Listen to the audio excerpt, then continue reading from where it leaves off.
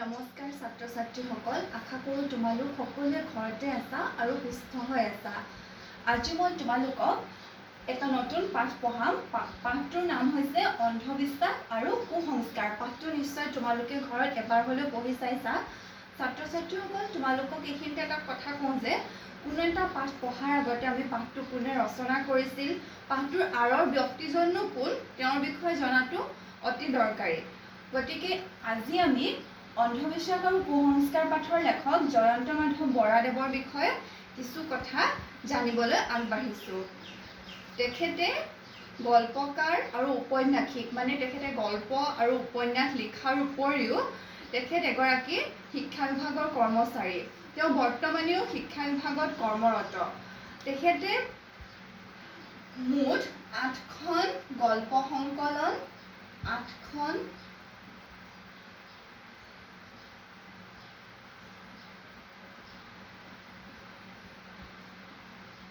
গল্প সংকলন আৰু 13খন উপন্যাস,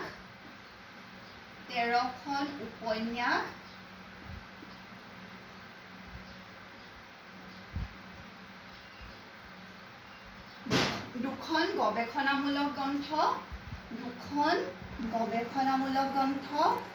গৱেষণামূলক গ্ৰন্থ মানে হয়তো তোমালোকে বুজি পাইছা যে যিবিলাক বিষয়ত আমি গৱেষণা কৰোঁ সেইবিলাক বিষয়ৰ ওপৰতো তেখেতে গ্ৰন্থ ৰচনা কৰিছিল। তেখেতৰ 2খন গৱেষণামূলক গ্ৰন্থ,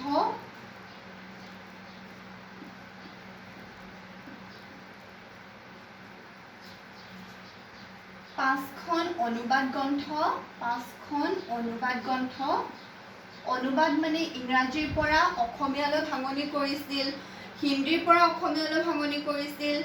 5খন অনুবাদমূলক গ্ৰন্থ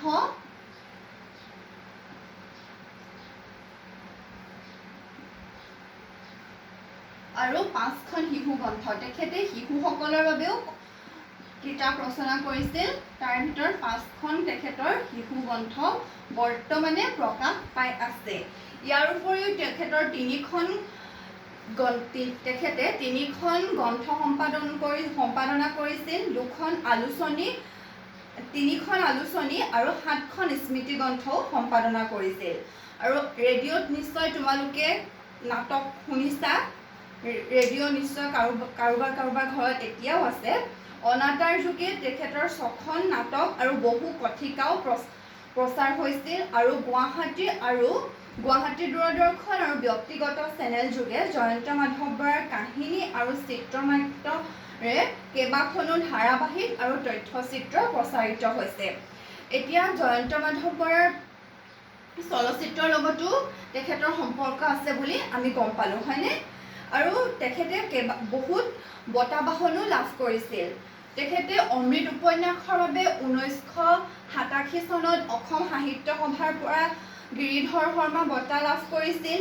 জাকৈয়া ছোৱালী গল্প সংকলনৰ বাবে 1913 চনত অসম সাহিত্য সভাৰ অম্বিকাগিৰি ৰায়চৌধুৰী বঁটা লাভ কৰিছিল। আৰু মৰিয়া হোলা উপন্যাসৰ বাবে 2014 চনত গোলাঘাট জিলা সাহিত্য সভাৰ ছৈয়দ আব্দুল মালিক বঁটা আৰু মৰিয়া হোলা উপন্যাসৰ বাবে 2017 চনত সাহিত্য একাডেমী বঁটা আৰু 2019 চনত ডক্টৰ B.R. আম্বেদকাৰ ৰাষ্ট্ৰীয় বঁটাও লাভ কৰিছিল। ইয়াৰ পৰা আমি গম পালোঁ যে জয়ন্ত মাধৱ বৰাই সাহিত্যৰ জগতখনত তেখেত যথেষ্ট চহকী। তেখেতে বহুতো কিতাপ ৰচনা কৰাৰ উপৰিও বহু বঁটা বাহনেৰেও সন্মানিত হৈছে। আমাৰে সৌভাগ্য যে তেখেতৰ এটি প্ৰবন্ধ আমি আমাৰ পাঠ্যপুথিত পঢ়িবলৈ পাইছোঁ। তোমালোকে পাঠটোৰ নামটো শুনি নিশ্চয় ধাৰণা কৰিব পাৰিছা যে পাঠটোত আমি কি পঢ়িম।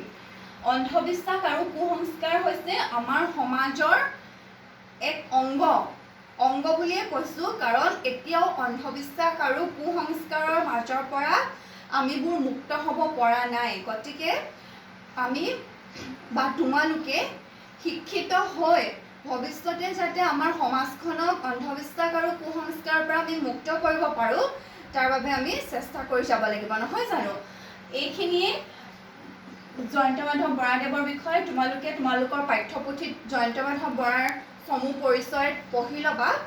গতিকে ইয়াৰ পিছৰ পাঠত মই তোমালোকক অন্ধবিশ্বাস আৰু কুসংস্কাৰ পাঠটোৰ খণ্ড খণ্ডকৈ কিছু সাৰাংশ বুজাই দিম যিহেতু পাঠটো যথেষ্ট দীঘলীয়া গতিকে তোমালোকক লাইন বাই লাইন পঢ়াই যাবলৈ হয়তো সময় নহ'ব গতিকে সাৰাংশ ভাগ বুজাই দিম তোমালোকে ঘৰত ভালদৰে পঢ়ি ল'বা পুনৰ এটা নতুন ক্লাছত আমি লগ পোৱাৰ প্ৰতিশ্ৰুতিৰে আজিলৈ আহিছোঁ নমস্কাৰ